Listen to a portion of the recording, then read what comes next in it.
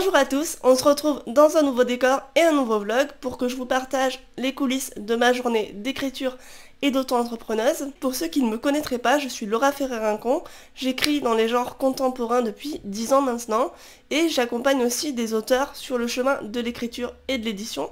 Donc c'est la reprise de la chaîne, c'est aussi la rentrée pour la plupart d'entre vous et vous allez voir que ce mois de septembre va être très chargé en termes de planning d'écriture et d'édition et même de projets divers. Globalement, mes objectifs pour ce mois de septembre, ça va être la réécriture de mon roman, la préparation des cours de rentrée de master et l'étude des textes pour les soutenances, puisque cette année j'interviens dans le jury en fait de fin d'année. La reprise de YouTube également, puisque voilà, je vous parle, je suis ici, et un projet particulier qui est un projet à la fois coopératif et personnel, puisque je vais lancer fin septembre une nouvelle formation dans mon auto-entreprise. Je vais devoir cumuler plusieurs casquettes, et évidemment toutes ces casquettes on peut pas les porter en même temps, ça ferait quand même bizarre.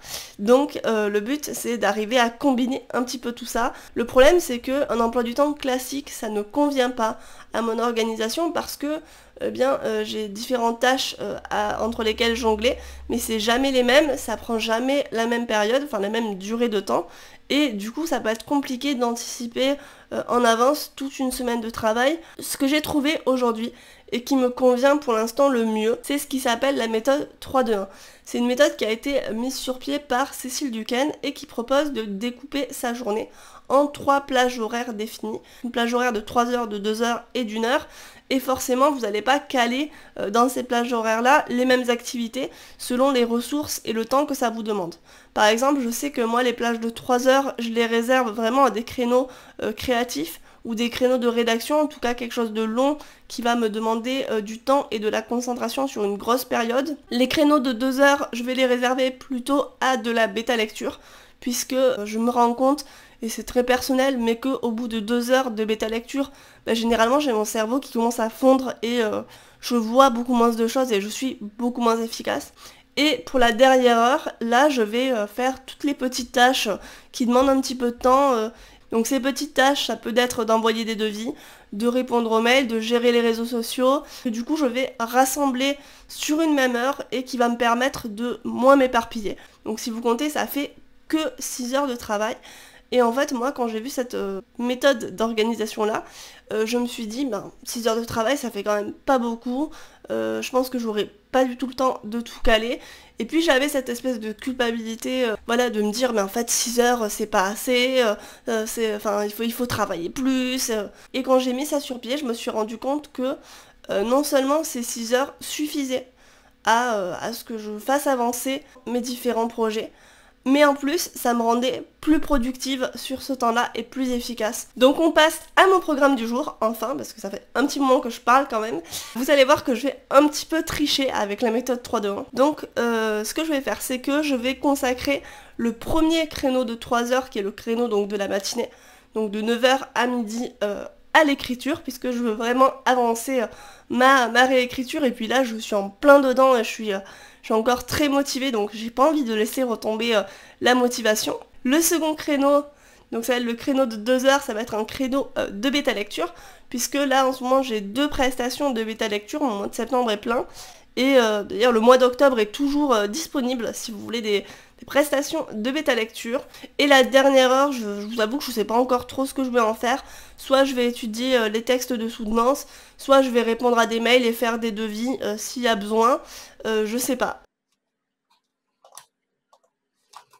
Mon roman est un thriller contemporain que j'ai commencé à écrire donc il y a de cela 2 ans à peu près, que j'ai fini il y a 1 an et que j'avais laissé reposer parce que je sentais que j'avais pas les moyens encore à l'époque de le perfectionner au mieux.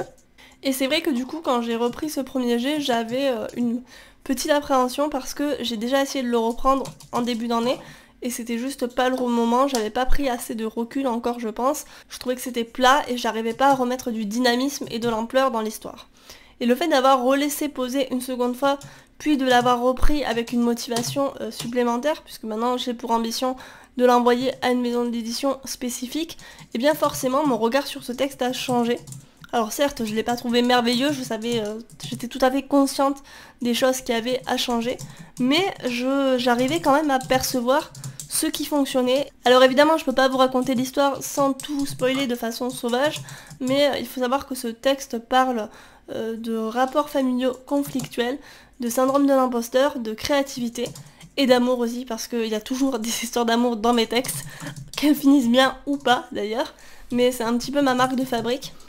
Évidemment, vous me connaissez, on abordera la question du deuil, du passage du temps, qui sont aussi des thématiques qui me parlent beaucoup, mais toujours en essayant d'avoir cette petite note d'espoir.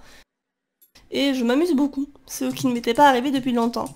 Donc je profite et je ne veux surtout pas laisser retomber la motivation. Raison pour laquelle ce soir je vais faire quelques heures sup, puisque j'ai bien l'intention de participer au live d'écriture de Michael Bieli. Et c'est beaucoup plus motivant, je trouve, de travailler en équipe, même si c'est à distance, que d'être seul sur son ordinateur.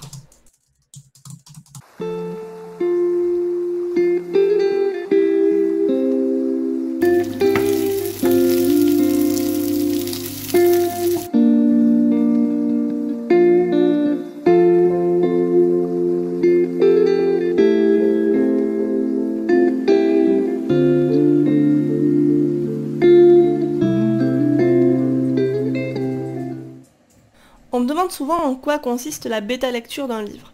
La bêta-lecture intervient après l'écriture du premier jet ou durant la phase de réécriture. C'est une relecture critique de l'œuvre afin de s'assurer que le texte tient la route, que l'intrigue est fonctionnelle et que les personnages sont bons et bien détaillés.